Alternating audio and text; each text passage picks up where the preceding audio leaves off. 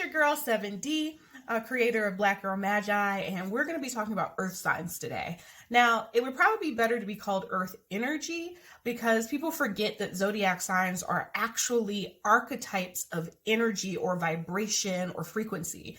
And you could use those certain vibrations for certain reasons and purposes, but a lot of people forgot how to do that in this physical realm. So I'm just trying to remind your sovereign, divine, mystical being on how to use energy through astrology. So sign up for my Patreon if you want more in-depth information, but in this space, I'm going to give you a little snippet so that you can be reminded what this whole astrology thing is really about. See how many planets you have in earth energy, and then we'll see if this actually all relates. Now, look at these questions. Try and answer those questions on your own, and if you can, that's going to be really dope. But if you can't, you really need to sign up for my Patreon. Okay, so here's the answers. Primary qualities are hot, dry, cold, and wet.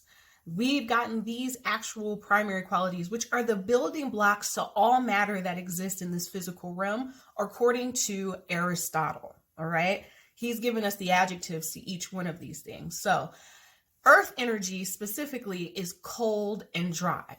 Cold adjectives would be something like stillness or cautiousness, something that is very introspective or contemplative, where dry gives structure and form to a thing. It doesn't bend to its environment. It actually organizes the environment around itself. Now we're getting to the good stuff, the purpose to earth energy. Earth energy is very stable and loyal and dependable. So the folks who have a lot of earth energy inside of them reflect these adjectives in their actual characteristics. They're very practical people, very analytical. However, they do have some not so great sides. The dryness that they have to them makes them extremely inflexible and very stubborn. So for those who don't know the earth signs, for example, earth signs would be Taurus, Virgo, and Capricorn. If you've ever tried to get into any type of argument with any three of those earth signs, you have seen the inflexibility that they have in that argument. They are meant to be inflexible because they need to be sturdy and in order to be reliable. They're resilient. Life can come at them, and it has, and they are still here. They're tough. A lot of people build their foundation on earth energy. So yeah, they have to be a bit stiff, but they can also be pessimistic. That's the cold side. I normally cover a lot when it comes to this information. This really is just a snippet of the lectures that I give on my Patreon. However, I really wanted to get on this slide, even though the information that's at the top where I cover what earth energy symbolizes across many spiritual spaces is on this slide. I really just wanted you to focus on the word melancholic. Melancholic is something that the astrologers back in the day would give people and say that this is their temperament if they had a lot of earth energy. Now, back in the day, it was like really sad. Melancholic represented someone who was just really sad and lonely. And now it's a little bit more bright.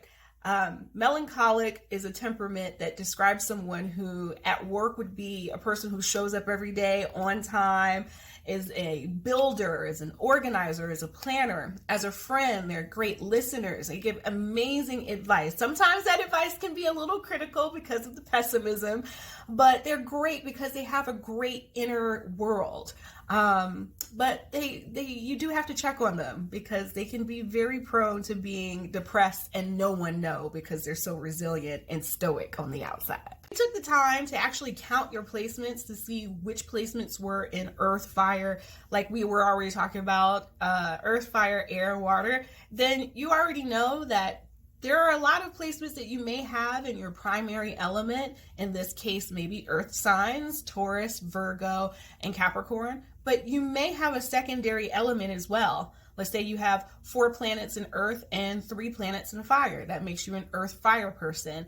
That creates a combination of a person who is extremely independent, has great leadership skills, but very stubborn and inflexible, very resistant to change.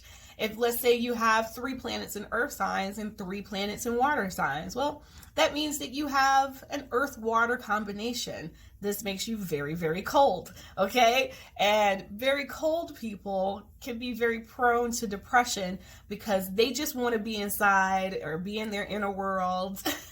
They could be in their bed all day and not really be around people.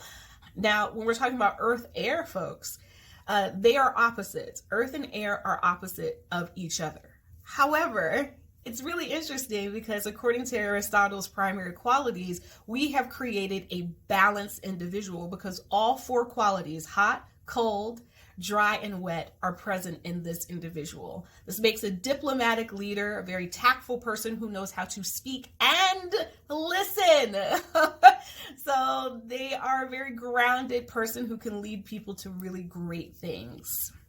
Now, in my lectures, we get into what happens when someone has too much earth or too little earth, what they should eat, what crystals they should wear, what exercises they should do. Yeah, we get deep into those lectures because there are certain things that you could do to balance your energy or the energy around you. And that's what the Astro Alchemy is all about. So sign up for the Patreon if you want to learn the entire lecture instead of this cute little snippet. And remember, protect your magi.